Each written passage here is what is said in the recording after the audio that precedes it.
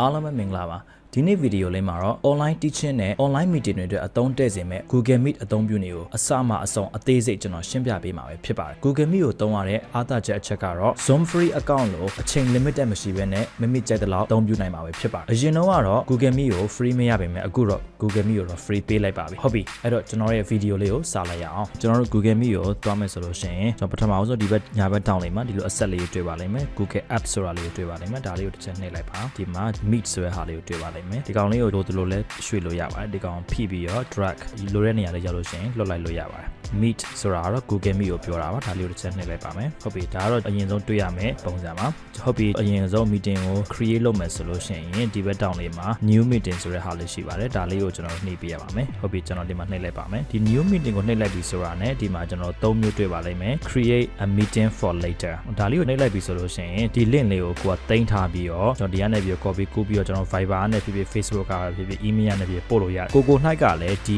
link လေးကို save လုပ်ထားမှာပဲရပါမယ်ကို meeting ပြောချင်တယ်ဆိုတာမှဒီကောင်က save လုပ်မထားဘူးလို့ဆိုလို့ရှိရင်အဆင်မပြေနိုင်ပါဘူးအဲ့တော့ဒီကောင်တော့တိတ်ပြီးတော့ recommend မပေးပါဘူးအဲနောက်တစ်ခုကတော့ start an instant meeting ချက်ချင်း meeting ကိုစဒီကောင်နှိပ်လိုက်ပြီဆိုတာနဲ့ meeting ကတော့သူကချက်ချင်းစသွားမှာပဲဖြစ်ပါတယ်ဟုတ်ပြီဒါဆိုတော့ meeting ကိုရောက်သွားပြီဒီမှာ link လေးရှိပါလိမ့်မယ်ဒီ link လေးကို copy ကူးပြီးတော့ချက်ချင်းဒီ meeting ဝင်မဲ့သူတွေ Viber နဲ့ပဲတဆင် Facebook ကပဲဖြစ်ဖြစ်ပို့ပေးလို့ရပါတယ်နောက်ထပ်တစ်မျိုးကတော့ဘယ်လိုလုပ်လို့ရလဲဆို schedule in Google Calendar ဒီကောင်ကတော့အဆင်ပြေပါတယ်နေ့တိုင်းကျွန်တော် online attend နေရှိမယ်ဘယ်အချိန်မှာဘယ် attend ကိုတက်ရမယ်ပြီးတော့ဘယ်နေ့မှာဘယ် meeting ရှိရဆိုလို့ရှိရင် Google Calendar ကိုသုံးပြီးတော့ meeting ကို create လုပ်တာပို့ပြီးတော့အဆင်ပြေပါတယ်ဟုတ်ပြီအဲ့ဒါဆိုလို့ရှိရင်ဒီမှာ schedule in Google Calendar လေးကိုချက်နှိပ်လိုက်ပါပြီးရင်ဒီမှာကိုယ့်ရဲ့ meeting ခေါင်းစဉ်ကိုဒီမှာတက်လို့ရပါ DEMO ပေါ့ဥပမာဆိုရင်ဒီမှာ demo နေရာမှာ English စာဆိုလဲ English စာသင်ချာဆိုလဲသင်ချာဒီမှာအမျိုးမျိုးတက်လို့ရပါတယ်အချိန်ကိုဘယ်နေ့လုံးမှာတော့ February 22မဟုတ်ဘူးကျွန်တော်23သဘောတစ်ခု17ခွဲအချိန်ကတော့ဘယ်အချိန်တော့ကိုလိုတဲ့အချိန်ကိုဒီမှာရွေးလို့ရပါတယ် time zone ကတော့မှန်ဖို့လိုပါတယ်မြန်မာပြည်မှာဖြစ်တဲ့အတွက်မြန်မာ time zone ဖြစ်ဖို့လိုပါတယ်ဟုတ်ပြီအဲ့ဒါပြီးရနဲ့ဒီမှာ guest ကိုထည့်ပေးရပါမယ်ဒီကနေပြီးတော့ကို meeting တက်စေခြင်းနဲ့သူရဲ့ email address ကိုရိုက်ထည့်ပါရိုက်ထည့်ပြီးရနဲ့အားလုံးအချက်လက်တွေမှန်ပြီဆိုလို့ရှိရင်ဒီမှာ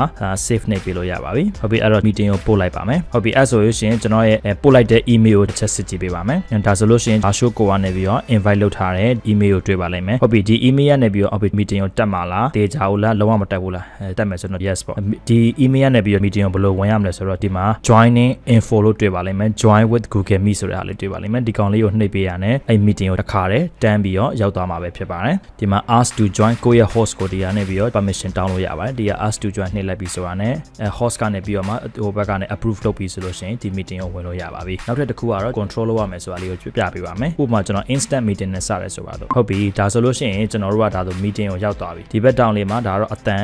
်အဖွင့်အပိတ်ကိုပြောတာပါဒါကတော့ကျွန်တော်တို့ camera အဖွင့်အပိတ်ပါဒီကောင်ကတော့ caption လေးပါကဲ၍ကိုကအင်္ဂလိပ်လိုပြောနေလို့ရှိရင်တော့ဒီ caption ကတော့အဆင်ပြေပါတယ်ကိုအင်္ဂလိပ်လိုမပြောလို့ရှိရင်တော့ဒီ caption ကိုပိတ်ထားတာပို့ပြီးတော့အဆင်ပြေပါလိမ့်မယ်ပြီးတော့သူ့ရဲ့ caption ကမြန်မာစာအတွက် support မဖြစ်ပါဘူးဥပမာဆိုရင်ကျွန်တော်ဒီမှာ caption လေးကိုဖွင့်ပြီးတော့ကျွန်တော်ပြောကြည့်လိုက်မယ်အခုကျွန်တော်ပြောနေရအောင်အားလုံးကြားကြလားမသိဘူးเนาะโอเคဒီမှာဆိုရင်တော့သူပြောတဲ့စာနဲ့ထိုးတဲ့စာနဲ့မှန်မှာမဟုတ်ပါဘူးဟုတ်ပြီကျွန်တော်အင်္ဂလိပ်လိုပြောကြည့်မယ်เนาะ Hello everyone thank you for joining here today and ဒါဆိုရင်တော့သူအင်္ဂလိပ်စာတန်းထိုးပေးထားတာပဲဖြစ်ပါတယ်တော့ line မကောင်းတဲ့အချိန်ကြလို့ရှင်တော့ဆရာဘာပြောနေရဆိုတာတော့ဒီ caption ကနေပြီးတော့မကြည့်လို့တော့အဆင်ပြေပါတယ်နောက်တစ်ခုကတော့ဒီမှာ present now ဆိုတဲ့ဟာလေးရှိပါတယ်ကျွန်တော်ဒါလေးကိုတစ်ချက်နှိပ်လိုက်မယ်ဆိုရင်ဒီမှာ screen share ရမယ်ဟာလေးဖြစ်ပါတယ်ဆိုတော့ entire screen ရှိမယ် window ရှိမယ် tab ရှိမယ် screen share လုပ်တဲ့အခါမှာနည်းနည်းလေးပြဿနာရှိပါတယ်ဟုတ်ပြီအဲ့ဒါလေးကိုဘယ်လို share ရလဲဆိုတာလေးကိုတစ်ချက်ပြပေးပါမယ် entire screen လားအဲ့ဆိုရင်တော့ entire screen ကိုနှိပ်လိုက်ပါမယ်ပြီးပြီဆိုတာနဲ့ဒီမှာဒါလေးကို select တစ်ချက်မှတ်ပေးပါမှတ်ပြီးပြီဆိုတော့ကျွန်တော်တို့ share ကိုနှိပ်ပေးပါပြချင်တဲ့ဟာရဲ့ဥပမာဆိုကျူကိုပြမှာလားဒါမှမဟုတ်ရှင်တခြားသော PowerPoint ပေါ့နော် PowerPoint ဆိုလို့ရှိရင်ဒီမှာဘယ် PowerPoint ကိုပြမှာတော့ဒီအဆင်ပြေတဲ့ PowerPoint ကျွန်တော်ဒီကနေပြမယ်ပြပြီးပြီဆိုတာနဲ့ stop sharing ကိုနှိပ်ပေးပါstop sharing ကိုနှိပ်ပြီးရတယ်မပြီးသေးပါဘူးပြီးပြီဆိုတာနဲ့ရဲ့အတန်းကိုပြန်သွားပါမယ် Google Meet ကို Chrome မှာရှိတဲ့ Google Meet ကိုပြန်သွားပေးပါဟုတ်ပြီနောက်ထပ်တစ်ခုဒီမှာကကျွန်တော် Window tab နဲ့ပဲကျွန်တော်တို့ share မှာလား Window tab ဆိုရင်ကျွန်တော်ဘယ် tab ကို share မှာတော့နောက်ထပ်တစ်ခုကတော့ tab ကိုပဲ share မှာလားဒီ Chrome browser ဘယ် tab ကို share မှာတော့ tab တစ်ခုပဲကျွန်တော်တို့ share လို့ရပါမယ်ကျန်တဲ့ဟာကိုသူ share လို့မရပါဘူးဒါဆိုရင်တော့သူကတော့ share ဖြစ်နေပါပြီဒါဆိုကျွန်တော်တို့ရက်မယ်ဆိုရင် stop sharing လုပ်မယ်စောစောပြောခဲ့သလိုပဲပြီးပြီဆိုတာနဲ့ကျွန်တော်တို့ Meet ကိုပြန်သွားပေးပါဒီအဆက်လေး30အကြောင်းကျွန်တော်ရှင်းပြပေးပါမယ်ဒီအဆက်လေး30ကတော့ whiteboard လေးပါပါတယ်ဒီ whiteboard လေးကိုချက်နှိပ်လိုက်မယ်ဆိုတော့ဒီမှာ start a new whiteboard ဒီ zoom လို့ပါပဲဒီမှာစာရေးရေးတာတို့ share တာတို့လုပ်လို့ရပါတယ်ဒါပေမဲ့မပြီးသေးဘူးအဲ့လိုသူကနှိပ် whiteboard ကိုနှိပ်ပြီးပြီဆိုတာနဲ့ဒီအပေါ်လေးမှာ present လုပ်ပေးရပါမယ် ဒီဟာလေးကိုကျွန်တော်တို့အရင်ဆုံး share ပြီးမှဒီ whiteboard ကတစ်ဖက်သူရှိမှမြင်နေရမှာပဲဖြစ်ပါတယ်ဟုတ်ပြီဒါဆိုရင်တော့ကျွန်တော်ရပြီဟိုဘက်မှာလည်းမြင်နေရပါပြီဒီ whiteboard ကိုရေးပြီးသွားလို့ stop sharing လုပ်ချင်တယ်ဆိုတော့ကျွန်တော်ဒီ up or down လေးမှာ stop sharing ကိုနှိပ်ပါဆိုတော့ကျွန်တော်ပြောခဲ့သလိုပဲဒီ whiteboard ကိုပိတ်လိုက်မယ်ပြီးပြီဆိုတာနဲ့ Chrome မှာရှိတဲ့ Google Meet ကိုပြန်ကိုလာပေးရပါမယ်ပြီးတော့ကျွန်တော်တို့ဒီမှာ chain layout ပုံစံအမျိုးမျိုးပြောင်းလို့ရတယ်ပေါ့နော်ဒီမှာကိုယ့်ရဲ့ဒီ meeting မှာကဲလူများလို့ရှင်တော့ဒီဒုတိယပုံစံလေးကတော့အဆင်ပြေပါတယ် spotlight ကတော့ကိုပြောချင်တဲ့သူကို screen မှာကြည့်ကြည့်လေးသူကပေါ်နေအောင်လုပ်ပေးတာပေါ့နော်ဟုတ်ပြီနောက်တစ်ခုကိုပြပေးပါမယ်နောက်တစ်ခုကတော့ full screen ပေါ့ဒီနဲ့ကြည့်မှာလားအ